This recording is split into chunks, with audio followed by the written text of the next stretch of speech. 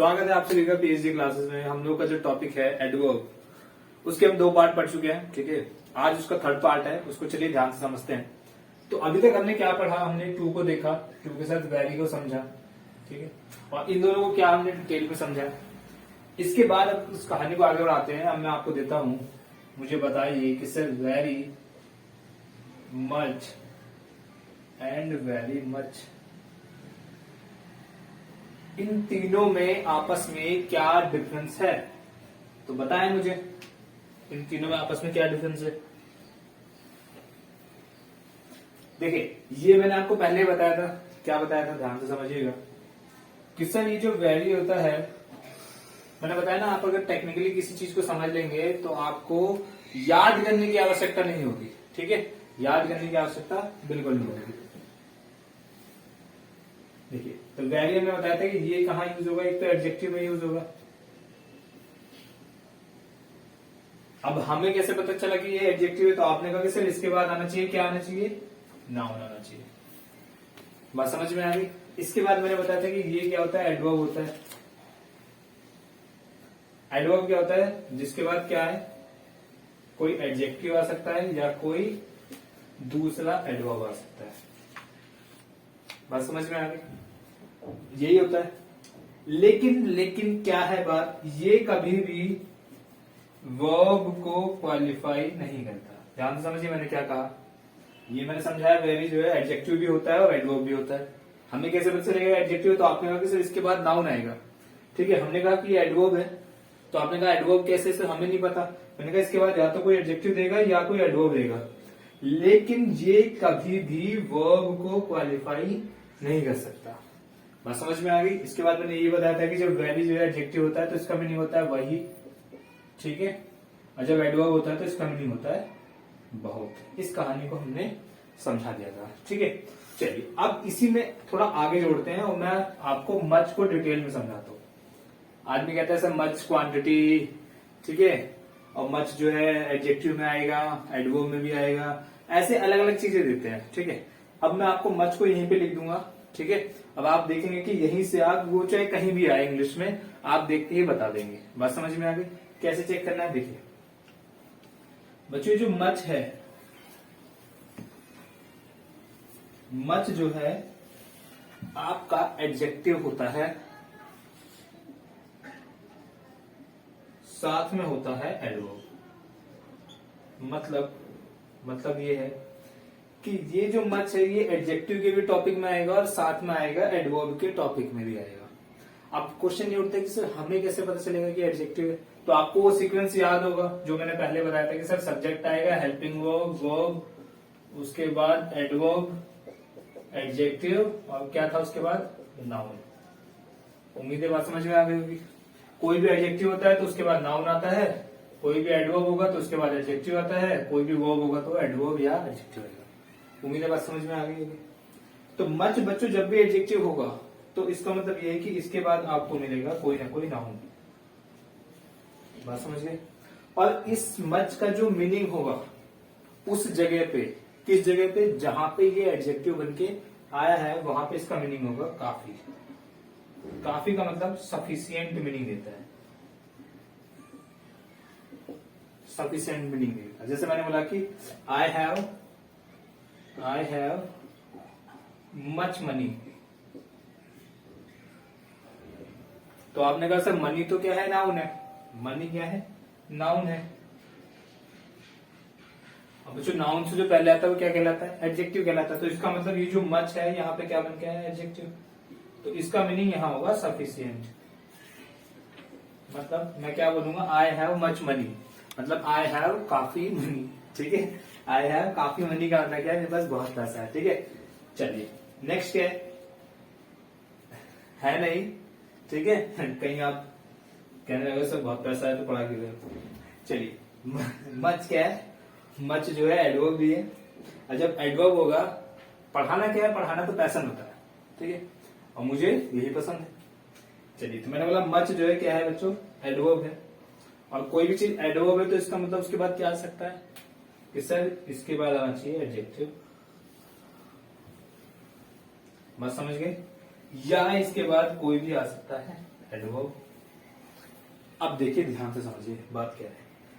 Much एक ऐसा word है जो अपने साथ वर्ब को भी क्वालिफाई कर सकता है। समझिए ध्यान से, मैंने क्या बोला।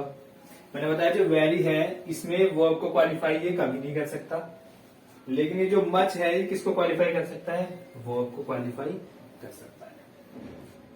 बात समझ में आ गई। पॉइंट ये है, पॉइंट ये कि ये भी एडजेक्टिव होता है और एडवर्ब भी होता है, इसके बाद भी नाउन आता है। ये एडवर्ब होता है, इसके बाद एडजेक्टिव आ सकता है, एडवर्ब आ सकता है, कभी भी क्या नहीं आएगा, वर्ब नहीं आएगा।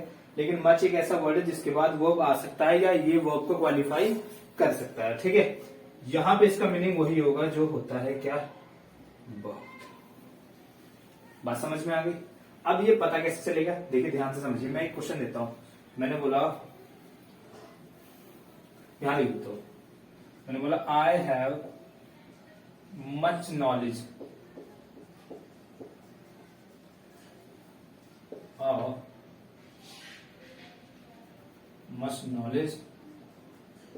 About the criminal. तो मुझे बताए कि यहाँ पे मच क्या बन गया है, अब इसका मीनिंग क्या है। तो आपने कहा कि सर जो मच है ये है एक नाउन से पहले, और नाउन से पहले जो होगा वो किसके फॉर्म में आएगा। आपने कहा सर नाउन से पहले है तो एडजेक्टिव की फॉर्म में आएगा और इसका मीनिंग है काफी। तो मैंने बोलूंगा आई हैव मच नॉलेज, मतलब काफी नॉलेज है किसके, अबाउट द क्रिमिनल। बात समझ में आ गई। तो यहाँ पे जो मच है वो क्या बन गया है, एडजेक्टिव। ठीक है, अब जैसे एक क्वेश्चन देता हूं मैं, मुझे उम्मीद है देखो ये तो आपने लिख लिया होगा। ठीक है, चलिए मैं यहाँ पे क्वेश्चन लिखता हूं, इसे हटाता नहीं हूं अभी। ठीक है, यहाँ पे लिख देता हूं। देखिए क्या कंफ्यूजन होगा, ध्यान से समझिए। मैंने बोला I respect my brother, very लगाऊं, मच लगाऊं या वेरी मच लगाऊं, बस मुझे इतना बता दो कि इसमें क्या आएगा। मैंने बोला I respect my brother very much, बताइए क्या आएगा, बताएं क्या होगा।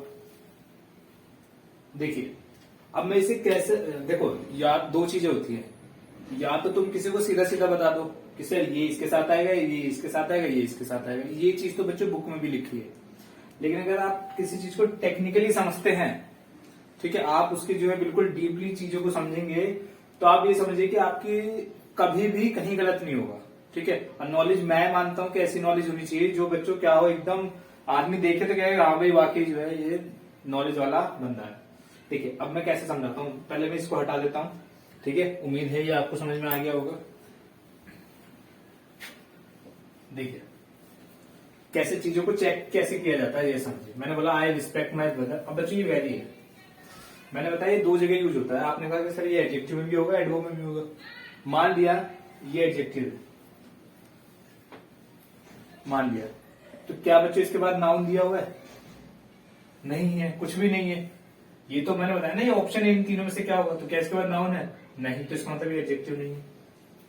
बच्चों ये एडवर्ब मान लेते हैं, मैंने कहा एडवर्ब है, एडजेक्टिव नहीं तो एडवर्ब माना, तो क्या इसके बाद एडजेक्टिव है, आपने कहा नहीं है, मैंने कहा तो एडवर्ब नहीं है। मान लिया एडजेक्टिव नहीं है, एडवर्ब आ गया इसके बाद, आपने कहा वो भी नहीं है, तो मैंने कहा क्या बच्चों ये इसके बाद वर्ब है कहीं, नहीं है, क्या ये वर्ब को क्वालिफाई कर सकता है, नहीं, तो इसका मतलब ये है कि बच्चों यहां पे ये वर्ड आ ही नहीं सकता।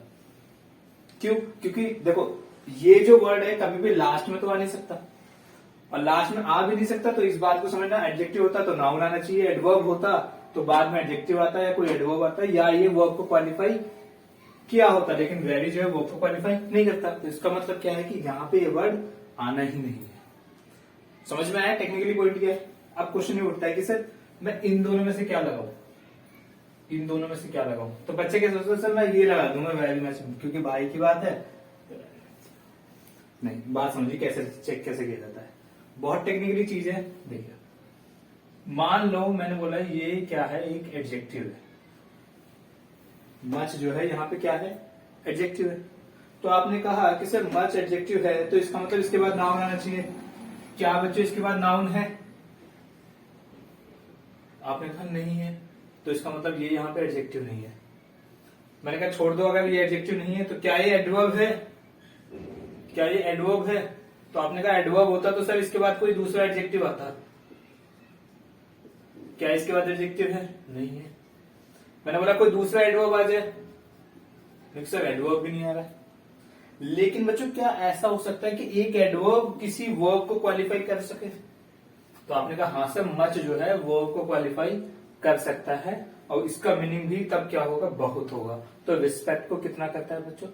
बहुत रिस्पेक्ट करता है। तो आप ये बोल सकते हो I respect my brother much बोल सकते हो। मच ने यहाँ किसको क्वालिफाई किया? रिस्पेक्ट को। क्या बन के आया यहाँ पे? ये एडवर्ब बन के आया। और ये कौन सा वाला एडवर्ब है? ये वो एडवर्ब है जिस एडवर्ब ने ना तो एडजेक्टिव क्वालिफाई किया, ना एडवर्ब को, जिसने किसको किया? डायरेक्ट वर्ब को क्वालिफाई किया। ठीक है, और मीनिंग कौन सा देगा? बहुत। तो आप ये बोलोगे कि I respect my brother much का मतलब होता है कि बहुत रिस्पेक्ट। बात समझ में आया? टेक्निकली क्या है? अब देखो, या तो बच्चा डायरेक्ट करेगा सर मच बहुत ज्यादा के लिए यूज होता है, और ये बहुत बहुत ज्यादा के लिए ज्यादा है। बच्चों ऐसे करोगे तो तुम हराम ज्यादा हो फिर।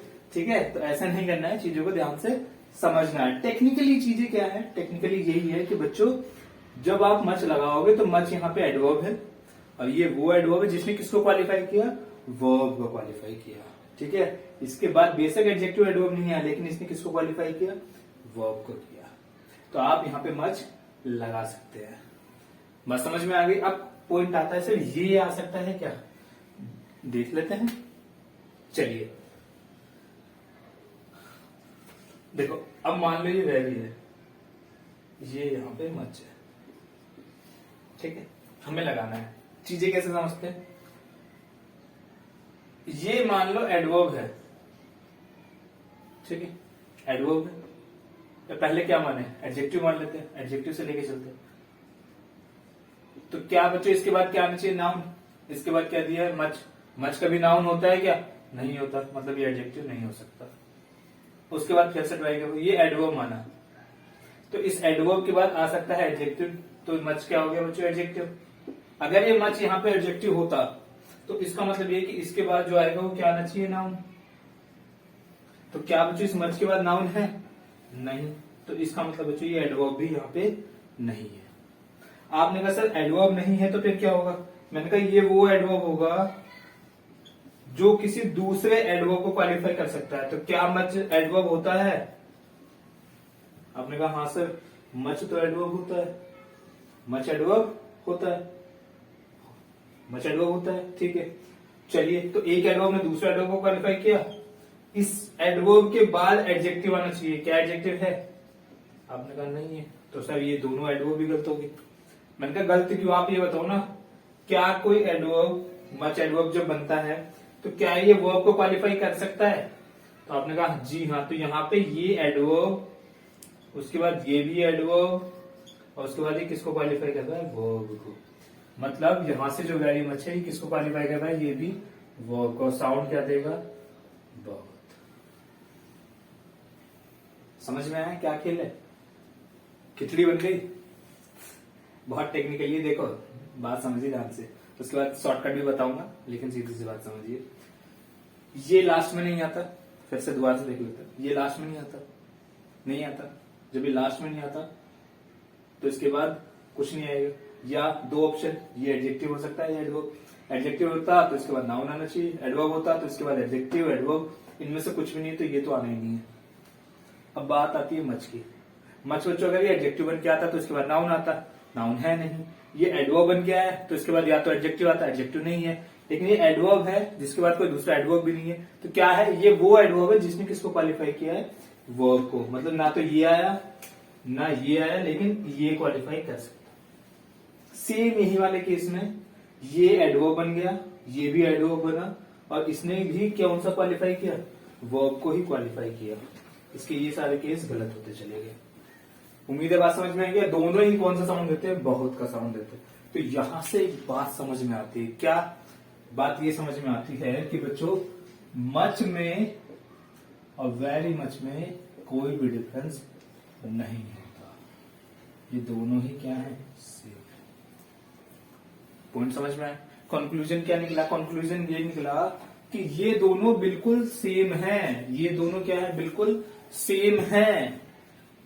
बात समझ में आ गई। इसका मतलब ये नहीं कि सर इसका मतलब ज्यादा और इसका मतलब बहुत ज्यादा, नहीं नहीं, दोनों ही बहुत बताते हैं, दोनों ही बहुत बताते हैं। बात समझ में आ गई। तो पॉइंट ये है, या तो आप सीधे सीधे इस बात को समझ ले, जिन बच्चों को ये समझ में नहीं आया इन बात को समझो कि ये दोनों सेम होते हैं, यही यहां से निकला है। लेकिन यहां पे मैंने क्या किया है, इसका बच्चों प्रूफ निकाला है। ठीक है, क्या किया है, प्रूफ किया है मैंने कि ये कैसे दोनों एक होते हैं। उम्मीद है बात समझ में आ गई होगी। अरे समझ में आ गई, ठीक है। अब पॉइंट ये समझते हैं कि क्या ये हमेशा एक ही होंगे। अब कितने बच्चे ऐसे कैसे, जैसे हम थैंक यू मच बोल दे तो क्या सही होगा। देखो बोलने की बातें एक अलग होती है, बोलने में क्या जो टंग को सूट होता है वही बोला जाता है। बात समझ में आ गई। लेकिन हालांकि दोनों ही सही होते हैं। ठीक है, आप कुछ भी लगा सकते हो, लेकिन बोलने में थैंक यू वेरी मच ही अच्छा लगता है। बात समझ में आ गई होगी। चलिए अब एक पॉइंट ये समझते हैं। पॉइंट क्या समझते हैं, ये हटा देता हूं, ये तो समझ में आ गया होगा। आप इसको ना खुद लिखिए, खुद बनाइए, देखिए कि आपको ऑटोमेटिक समझ में आ जाएगा। नहीं तो वीडियो के क्या करना, पॉज करना है, थोड़ा बैक जाना, दोबारा से देखना है, ऑटोमेटिक ये चीजें समझ में आ जाएगी। लेकिन बच्चों आप ये जान गए तो आप किसी को भी ये समझा सकते हो कि ये दोनों एक कैसे होंगे।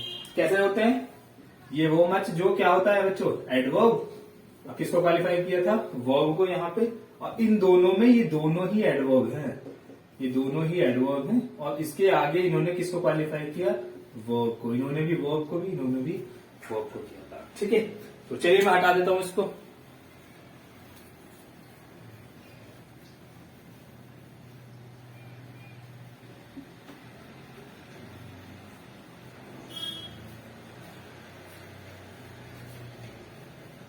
तो पॉइंट ये समझ में आया है, जैसे मैंने बोला था, आई रिस्पेक्ट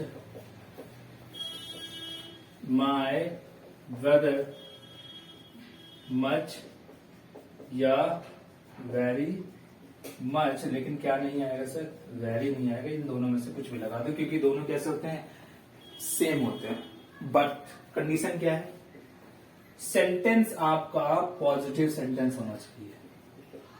क्या होना चाहिए, पॉजिटिव सेंटेंस, तभी एक होंगे। लेकिन अगर क्वेश्चन नेगेटिव है, जैसे क्वेश्चन नेगेटिव, जैसे मैंने बोला I don't like her much या वेरी मच। अब बच्चों क्या आएगा, देख के बताओ। तो यहां पे ये अप्लाई मत करना, यहां पे बस इस बात को समझना कि सर ये नेगेटिव सेंटेंस है। कौन सा सेंटेंस है बच्चों, नेगेटिव है। ये अफर्मेटिव है, क्या मान लो, अफर्मेटिव है। ठीक है, तो नेगेटिव सेंटेंस में समझना ध्यान से, नेगेटिव सेंटेंस में हमेशा क्या आता है, मच आता है। वहां पे आपका वेरी मच क्या हो जाता है, गलत। आप ये बोलोगे I don't like her much, ना की। बात समझ में आ गई। ठीक है, तो क्वेश्चन क्या सीखा हमने, ये सीखा कि पॉजिटिव सेंटेंस में मच एंड वेरी मच दोनों ही कैसे होते हैं, सेम होते हैं। मच और वेरी मच कैसे होते हैं बच्चों, सेम होते हैं। लेकिन अगर सेंटेंस आपका नेगेटिव बना हुआ है तो वहां पे खाली मच आता है। बात समझ में आ गई, वहां पे आप वेरी मच नहीं लगा सकते, ये इसकी कंडीशन है। समझ गए। ठीक है, मच को मैंने डिटेल में बताया, एडजेक्टिव होता है, साथ में एडवर्ब होता है। एडजेक्टिव होता है तो नाउन आएगा, उसके बाद उसका मीनिंग काफी हो जाएगा। जब एडवर्ब होगा तो बहुत साउंड देगा। एडजेक्टिव के बाद, मतलब एडवर्ब के बाद एडजेक्टिव आ सकता है, एडजेक्टिव ना आए तो एडवर्ब आ सकता है, और एडवर्ब ना आए तो वर्ब आ सकता है। ठीक है, चलिए तो अब यहाँ पे हमने क्या सीखा, फर्स्ट केस क्या था, दोनों सेम हो सकते हैं। अफर्मेटिव सेंटेंस में पॉजिटिव होना चाहिए।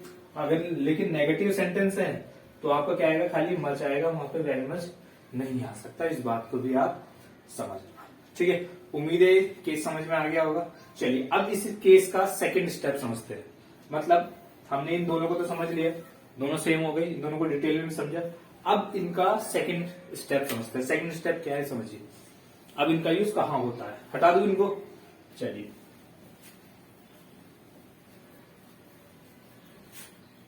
क्या कहते बच्चे, ज्यादा कॉम्प्लिकेटेड हो गया? कॉम्प्लिकेटेड नहीं है, आप जब इन्हें लिख लेंगे, ठीक है, और जब आप ध्यान से समझ लेंगे और आपको समझ में आ जाएगा, तब आप कहेंगे यार वाकई जो है इन कॉन्सेप्ट में क्या है, दम है बच्चों। ठीक है, अब इसका नेक्स्ट स्टेप क्या है, समझ, इसका होता है सेकंड पार्ट। सेकंड पार्ट में क्या है, इनका यूज होता है बच्चों साथ में डिग्री में। कहाँ यूज होता है, डिग्री। समझ गए, डिग्री क्या होती है बच्चों, जो एडजेक्टिव में पढ़ते हैं ना आप लोग, वहां पे भी इनका यूज होता है। अब ये बताइए पहले तो कितने टाइप की होती है। आपने कहा सर एक तो होती है पॉजिटिव, उसके बाद होती है कंपैरेटिव,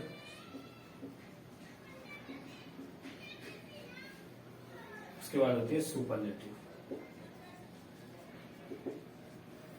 ठीक है, हाँ है ना।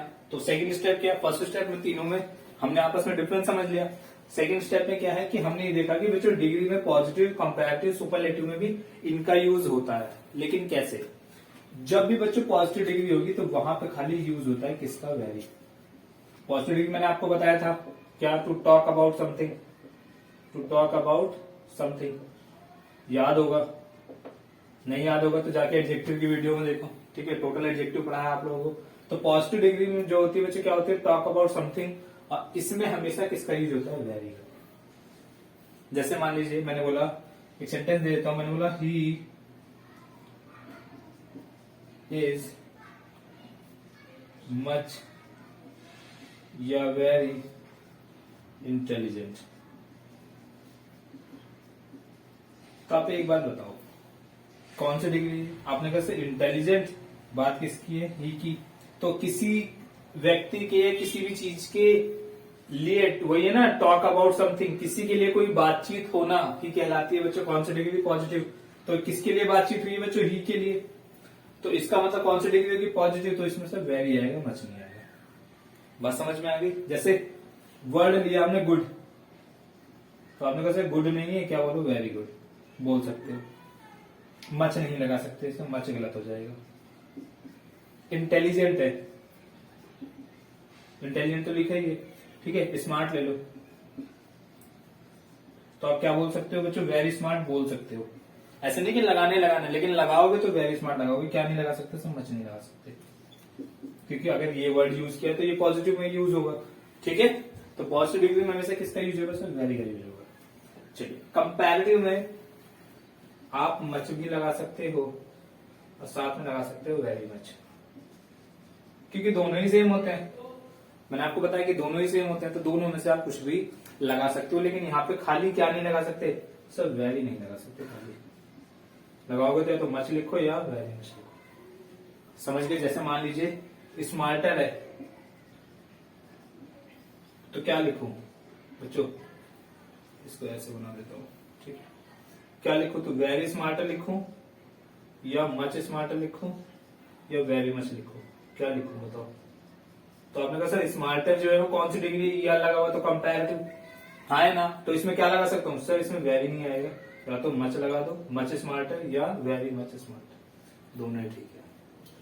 बात समझ में आ गई, हाँ है ना। आपने कहा, जैसे मैं एक एग्जांपल ले देता हूँ, बड़ा कंफ्यूजन होता है इसमें, कहाँ लिखूं, यहां लिख दूं।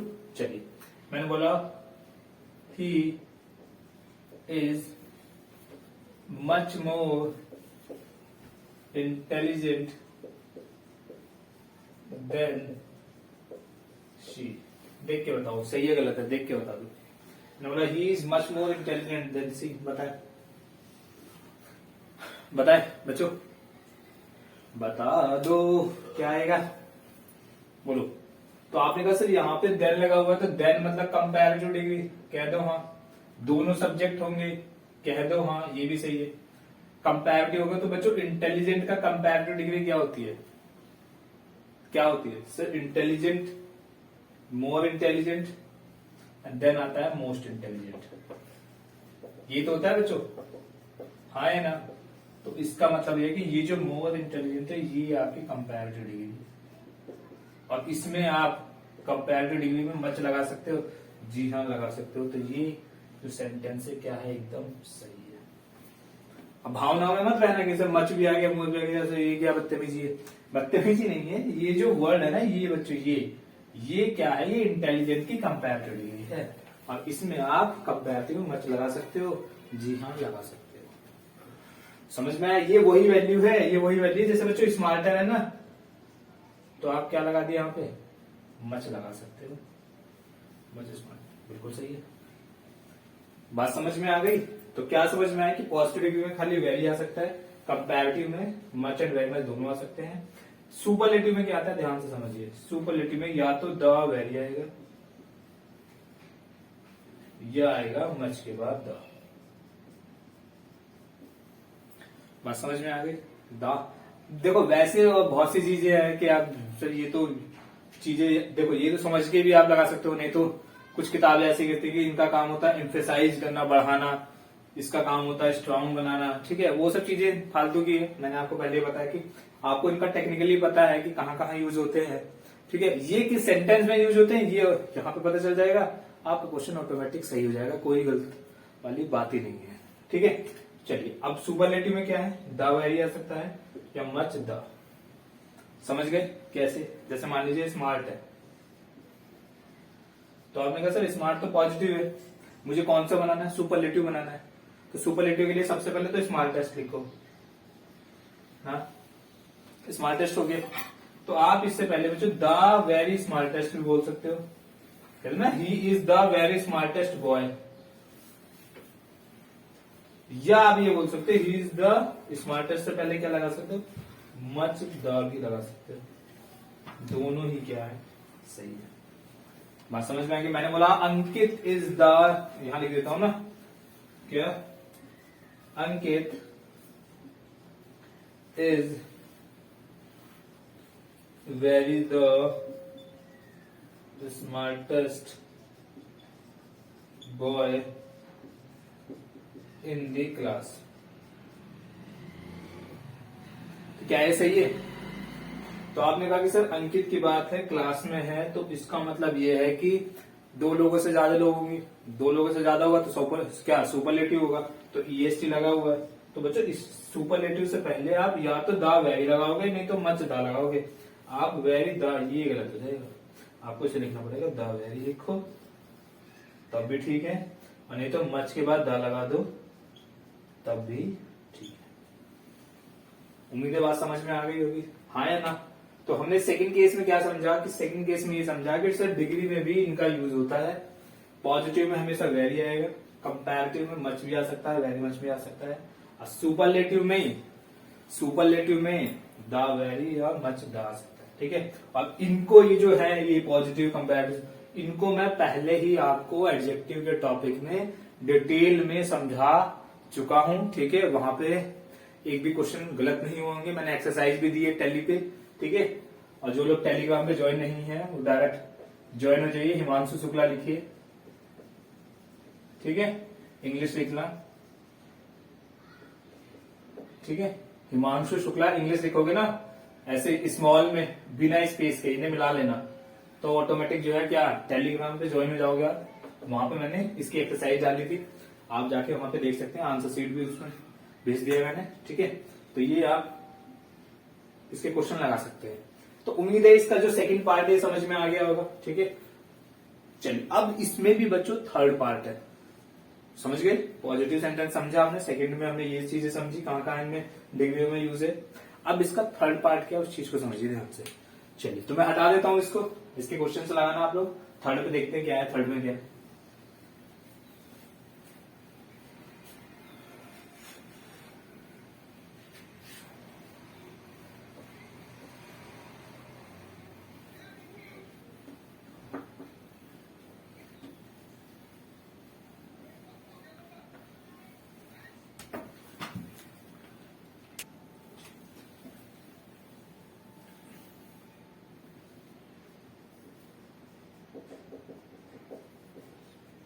एक होता है इसमें थर्ड पार्ट है,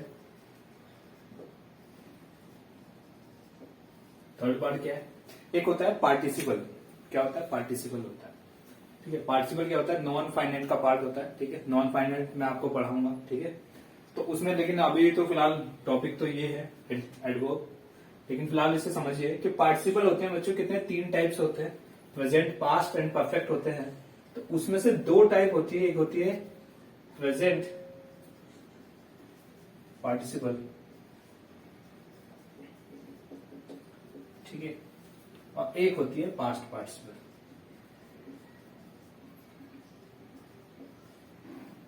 बात समझ गए? परफेक्ट इसमें नहीं आता क्योंकि उसमें हेडिंग लगा होता है, उसका यूज यहाँ पे नहीं है। अब पॉइंट क्या आता है सर, ये पार्टिसिपल क्या है? पार्टिसिपल बच्चों, पार्टिसिपल है, ये जो प्रेजेंट पार्टिसिपल है, इसका मतलब ये है कि वर्ब में फर्स्ट फॉर्म में क्या लगी होती है? आईएनजी। उसका यूज कैसे होता है? As a adjective. कैसे होता है? As a adjective. बात समझ में आ गई? तो एडजेक्टिव बन के आएगा फर्स्ट फॉर्म में आईएनजी, साथ में यूज होता है नॉन फाइनाइट वर्ब में, मतलब जिसमें सब्जेक्ट नहीं होता। बात समझ में आ गई? जिसमें क्या नहीं होता? सब्जेक्ट नहीं होता। तो क्या समझना? प्रेजेंट पार्टिसिपल वो होता है, ध्यान समझना, एक तो एडजेक्टिव बन के आएगा। एडजेक्टिव क्या होता है? जो नाउन की इंफॉर्मेशन दे, प्रोनाउन की इंफॉर्मेशन दे, साथ में फर्स्ट फॉर्म में आईएनजी होना चाहिए, उसके बाद उस नॉन फाइनाइट वर्ब में यूज होना चाहिए, मतलब उसका सब्जेक्ट नहीं होना चाहिए। बात समझ गए? चलिए, पास्ट पार्टिसिपल क्या होता है? ये होता है बच्चों वर्ब की थर्ड फॉर्म। क्या होता है? वर्ब की थर्ड फॉर्म, ठीक है, साथ में एडजेक्टिव बन के आएगा, ठीक है, और इसके अलावा नॉन फाइनाइट वर्ब में भी इसका यूज होगा। तीनों केस होने चाहिए, तभी समझ जाना कि बच्चों क्या यूज होगा? पार्टिसिपल होगा, ठीक, पास्ट पार्टिसिपल होता है, यही सब चीजें होती है, ठीक है। अब क्वेश्चन उठता है ये कि ये मैंने यहां क्यों लिखवाया? तो ये इसलिए लिखवाया कि बच्चों जब भी प्रेजेंट पार्टिसिपल होगा, जब भी प्रेजेंट पार्टिसिपल होगा तो बच्चों उसमें खाली यूज होता है वेरी का, ठीक है, और जब भी पास्ट पार्टिसिपल होगा तो उसमें यूज होता है मच का। बात समझ में आ गई? कैसे? जैसे मैंने बोला दिस बुक इज मच या वेरी इंटरेस्टिंग। बताओ क्या लगाओ? मैंने बोला दिस बुक इज मच या वेरी इंटरेस्टिंग, क्या लगाओ? तो पहले तो मुझे एक बात बताओ, जो इंटरेस्टिंग है वो क्या है? आपने कहा सर बुक,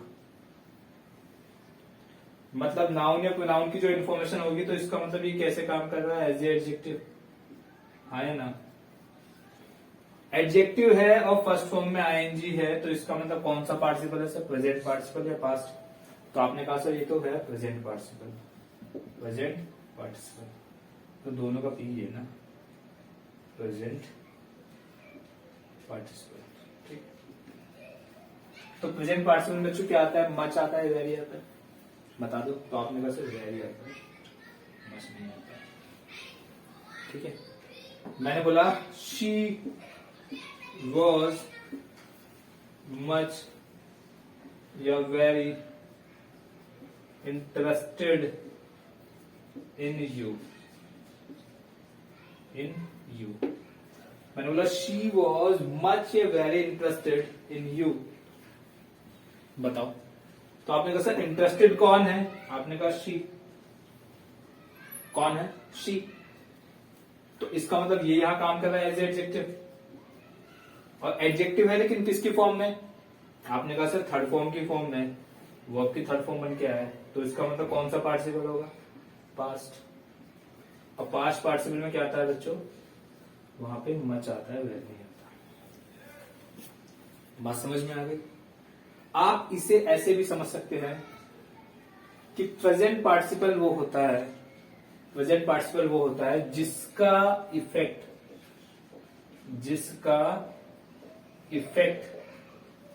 या प्रभाव किससे पड़ता है? किसी अन्य पे पड़ता है,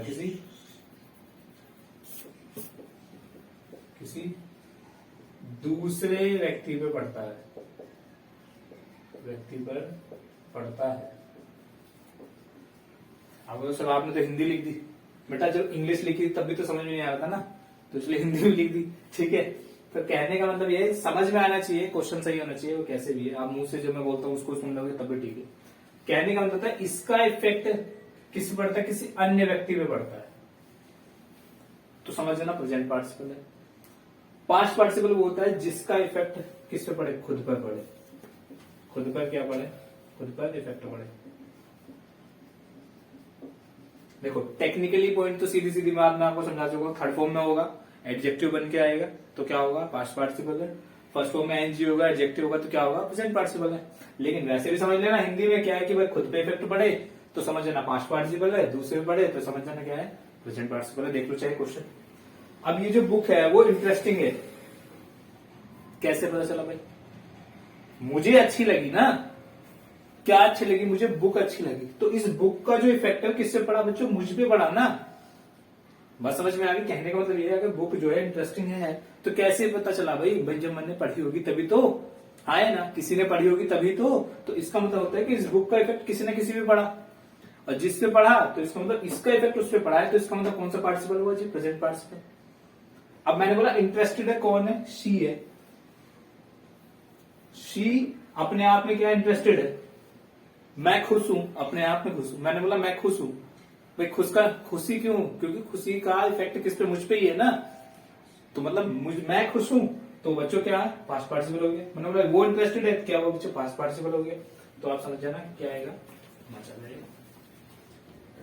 नहीं आई बात समझ में, नहीं आई, बस इस बात को समझना, या तो टेक्निकली समझ लीजिए, थर्ड फॉर्म आएगा तो एडजेक्टिव बन के आएगा तो पास्ट पार्टिसिपल, और फर्स्ट फॉर्म में आईएनजी आएगा, एडजेक्टिव बन के आएगा तो समझ जाना प्रेजेंट पार्टिसिपल। ठीक है, बाकी इसका नॉन फाइनाइट का टॉपिक लाऊंगा मैं टोटल, उसमें पार्टिसिपल के साथ साथ जीवन भी पढ़ाऊंगा, इन्फिनिटिव भी पढ़ाऊंगा आपको, ठीक है, बहुत डिटेल में पढ़ाऊंगा। तो यहाँ इस बात को समझना कि बच्चों प्रेजेंट पार्टिसिपल में वेरी आएगा, पास्ट पार्टिसिपल में क्या आएगा, मच आएगा। ठीक है, लेकिन एक्सेप्शन सब जगह, एक्सेप्शन क्या है कि कुछ ऐसे वर्ड हैं जिनका यूज बेशक बच्चों पास्ट पार्टिसिपल में होगा, लेकिन पास्ट पार्टिसिपल में उनका यूज होगा, लेकिन आप उनके साथ बच्चों मच नहीं लगाएंगे। बस समझ में आ गई कौन कौन से वर्ड है, देखिए ये तो समझ में आ गया होगा। ठीक है, चलिए मैं हटा देता हूं।